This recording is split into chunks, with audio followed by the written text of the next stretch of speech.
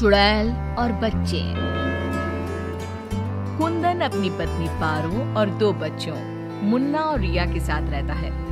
चारों का परिवार अच्छा खासा खुशहाल चल रहा था, लेकिन एक दिन उसकी पत्नी पारो सीढ़ियों से फिसलकर गिर गई और अस्पताल पहुंचने से पहले ही उसने दम तोड़ दिया। कुंदन की जिंदगी तो जैसे वीरान हो गई। बच्चे भी बहुत दुखी रहने लगे। इसी तरह देखते देखते 1 साल बीत गया। एक दिन कुंदन का मित्र उनसे मिलने आया। अरे कुंदन, तुम इन बच्चों के लिए दूसरी शादी कर लो, कम से कम बच्चों की ठीक से परवरिश तो हो जाएगी। मित्र के बार बार समझाने पर कुंदन तैयार हो जाता है। नई माँ रूपा शुरू में बच्चों और कुंदन का बहुत ख्याल रखती है, पर 6-7 महीने बाद ही वो कुंदन के जाने के बाद आराम से सो जाती। और जब मुन्ना और रिया स्कूल से आते तो, ए रिया, जल्दी से पूरे घर की सफाई कर और बर्तन धो दे, तभी खाना मिलेगा। और मुन्ना, जाकर छत की धुलाई कर। वो बच्चों से ही घर का सारा काम करवाती है। उन्हें खाना भी ठीक से नहीं देती। खुद के लिए और कुंदन के लिए वो बढ़िया बढ़िया पकवान बनाती। जब रात को कुंदन काम से वापस आता तो, अरे बच्चों ने खाना खा लिया? उनको तो मैंने कब का खिला पिलाकर सोने भेज दिया है। कितना ख्याल रखती है ये बच्चों का। एक दिन जब रूपा सो रही थी, मुन्ना देखता है कि रसोई की अलमारी में मिठाई रखी है, लेकिन वो वहां तक पहुंच नहीं पाता। तो वो अपनी बहन को बुलाकर लाता है। मैं घोड़ा बन जाता हूँ, तुम मेरे ऊपर चढ़कर वो मिठाई उतार दो। उन्होंने मिठाई उतारी और खा ली। अचानक मिठाई का डिब्बा रिया के हाथ से नीचे गिर जाता है और बिखर जाता है। आवाज सुनकर रूपा भागते हुए आती है। उसने आओ देखा न दाव और दोनों की खूब पिटाई कर दी। जब देखो तब भूखे ही रहते हैं ये बच्चे, न जाने इनका पेट है कि कुआं। बच्चे खूब देर तक रोते रहते हैं, लेकिन फिर आपस में ही बातें और मजाक करके एक दूसरे का मन बहलाने लगते हैं।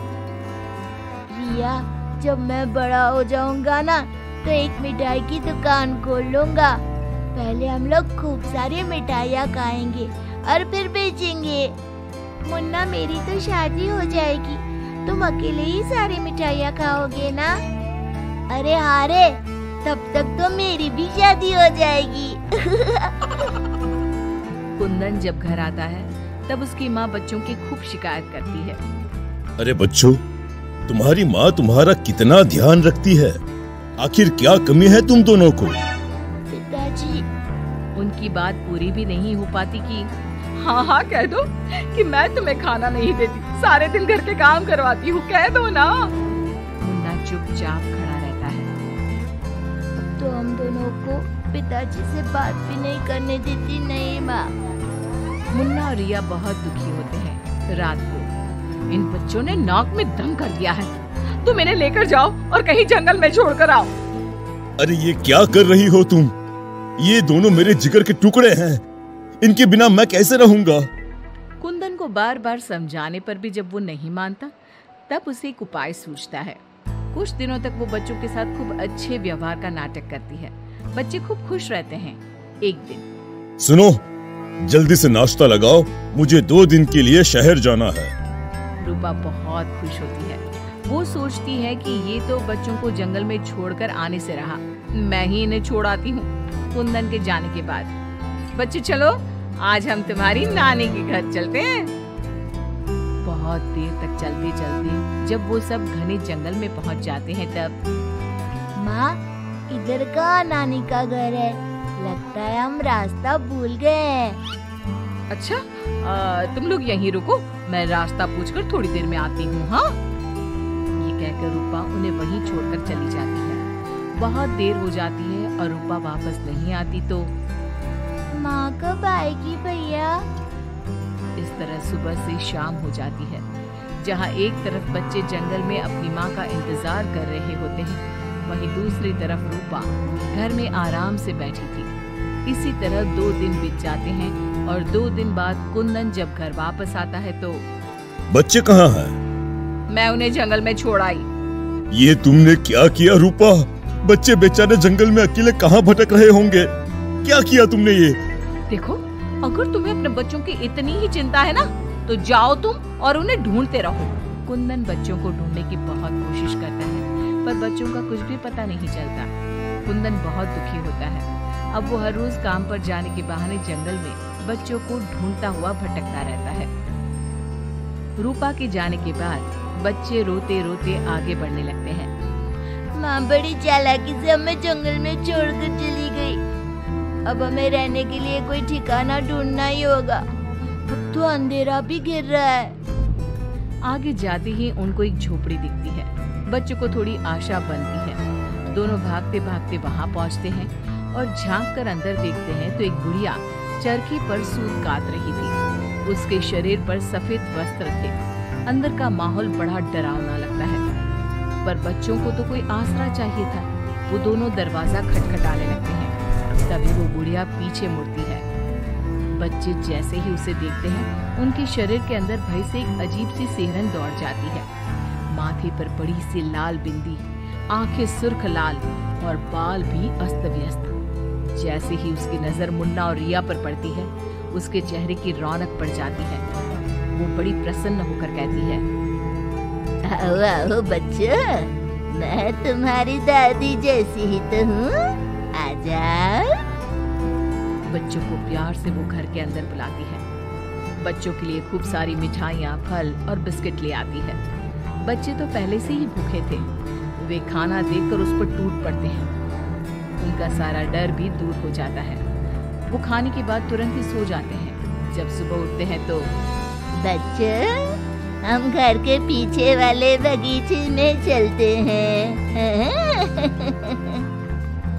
वहाँ बहुत सुंदर फूलों का बगीचा था। मुन्ना और रिया वहीं खेलने लगते हैं। बुढ़िया अंदर चली जाती है।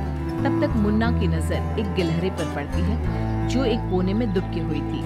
मुन्ना उसे प्यार से अपने हाथ में उठा लेता है। तभी गिलहरी इंसानों की आवाज में बोलती है, बच्चों, तुम लोग यहाँ से भाग जाओ। ये बुढ़िया एक खतरनाक चुड़ैल है। तुम्हें खिला पिला कर पहले मोटा करेगी, फिर पिंजरे में डाल देगी। सभी बच्चों को ये जादुई छड़ी से पशु पक्षी बनाकर बगीचे में रख देती है। एक एक करके अपनी जादू की छड़ी से सबको बेहोश कर देती है और कढ़ाई में तेल गरम करके पकोड़े बनाकर खा जाती है। इसके पास एक आदमकद का पिंजरा है, ये खुद उसकी सफाई करती है।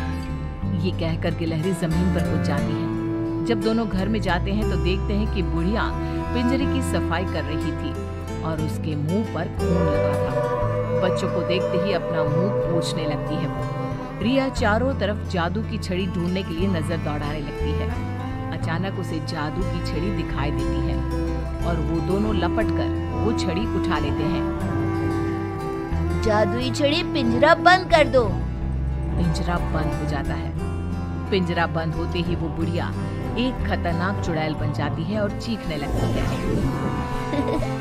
दादी, आज तुम भी पिंजरे में बंद होने का मजा उठा लो ना।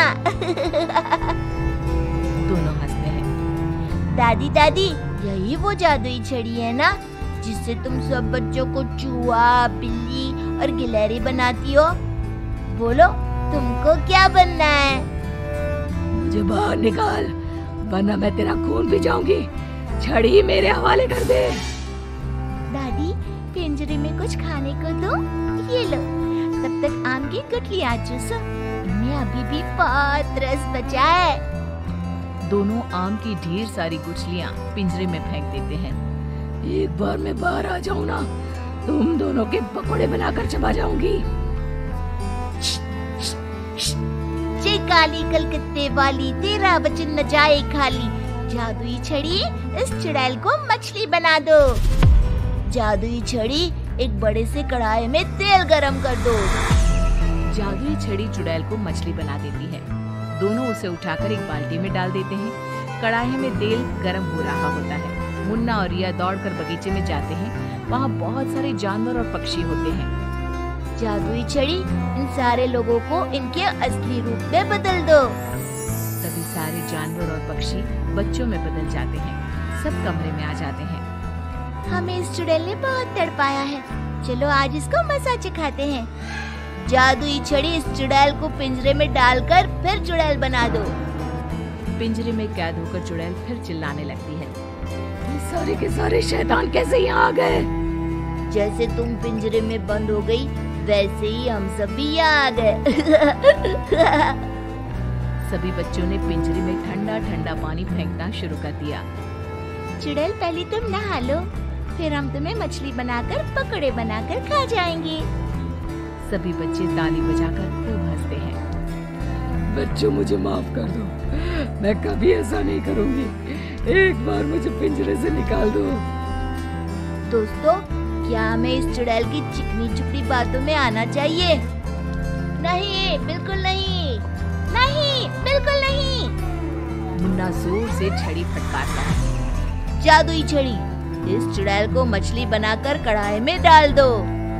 मछली की कढ़ाई में गिरते ही बहुत तेज आवाज होती है, जैसे कहीं बिजली चमकी हो। सभी बच्चे डरकर एक दूसरे से चिपक जाते हैं। मछली का आकार बहुत बड़ी सी चुड़ैल का हो जाता है। वो बार बार कढ़ाई से निकलने की कोशिश करती है।